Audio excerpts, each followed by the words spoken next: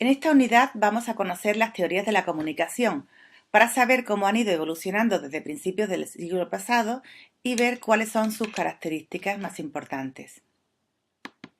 En los años 20 del siglo pasado surge la teoría de la aguja hipodérmica, elaborada a partir de estudios conductistas para analizar la influencia de los mecanismos de propaganda y participación ciudadana durante la Segunda Guerra Mundial. Los medios de comunicación se presentan como omnipresentes frente a una audiencia homogénea y manipulable. Sobre esta base, el ministro alemán Goebbels promueve los 11 principios de la propaganda. En 1948, en Estados Unidos, Shannon y Weber presentan el primer modelo matemático de la comunicación, donde hay un emisor, una transmisión, un canal, un receptor y un destinatario.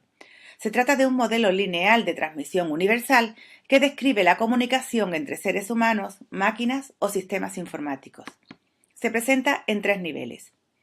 El primero es el técnico, que se refiere a cómo se traslada el mensaje y cuáles son los efectos del ruido. El segundo es el semántico, que está vinculado a cómo llega el mensaje a su destino.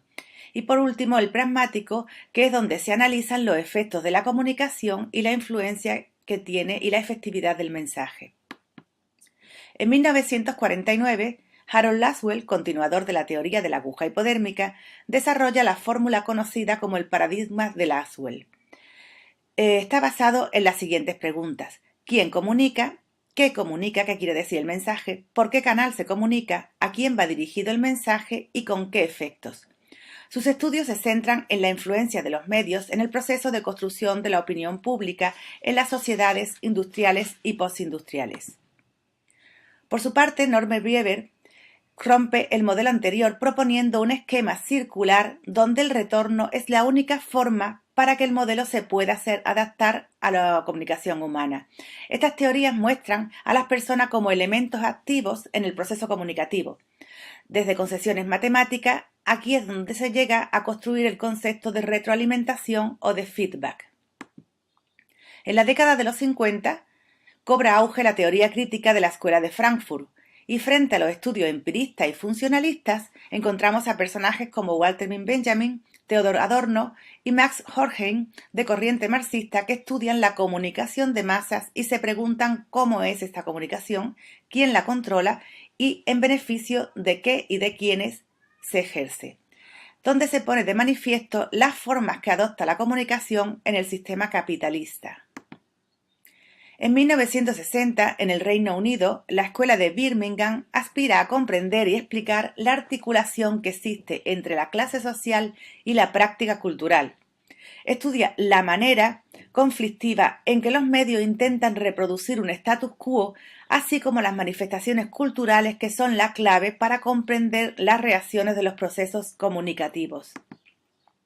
En 1966, el filósofo canadiense Marshall McLuhan introduce el concepto de aldea global y desde una visión tecnologicista describe la interconexión humana a escala global generada por los medios electrónicos de comunicación.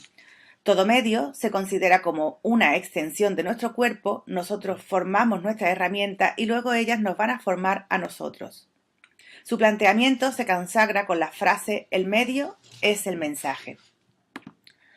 A finales de la década de los 60, se inician los estudios de la Escuela Latinoamericana de Comunicación, con fuertes críticas a la corriente norteamericana y acercamientos a la teoría de Frankfurt y a los estudios culturalistas. Se desarrollan los primeros trabajos dedicados a pensar en la especificidad comunicacional de nuestros países.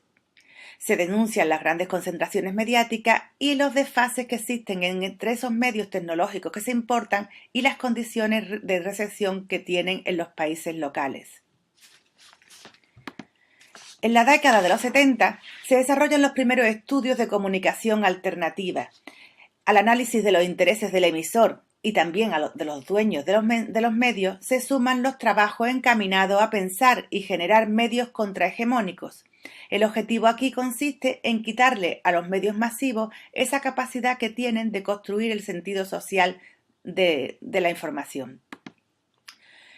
En 1973, con el foco de análisis puesto sobre la actividad periodística, surge la teoría de la agenda setting, que plantea la influencia de los medios sobre el público al determinar qué historias poseen interés informativo y qué importancia se les va a dar.